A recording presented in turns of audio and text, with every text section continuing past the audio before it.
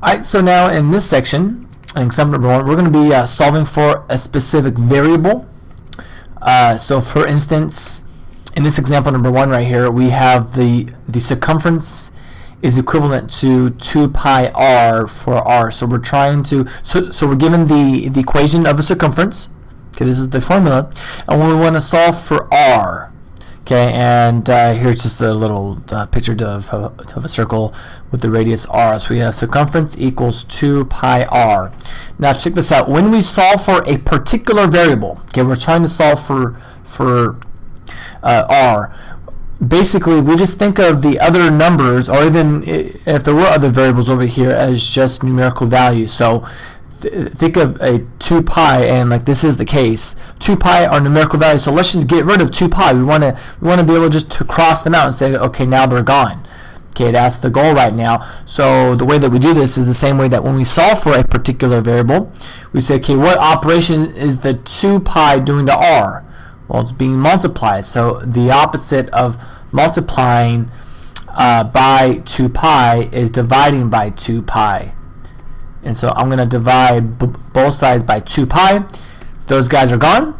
And I have left r,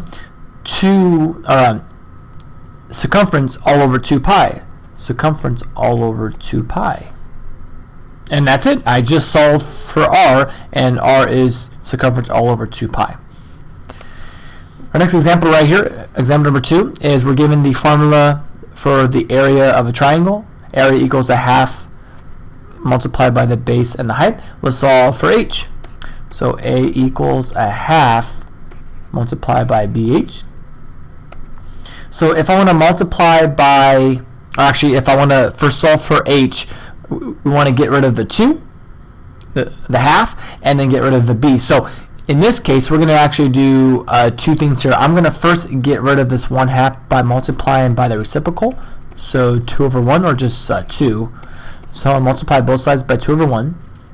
And the reason we're doing that is that the 2 in the denominator and the 2 in the numerator are going to cancel out. So now we're left with just BH. BH is equal to 2a. Okay, and so now if you want to get rid of the b, because we're trying to solve for h, we'll go ahead and divide both sides by b, and we'll get h, because those cross out, h is equal to 2a all over b.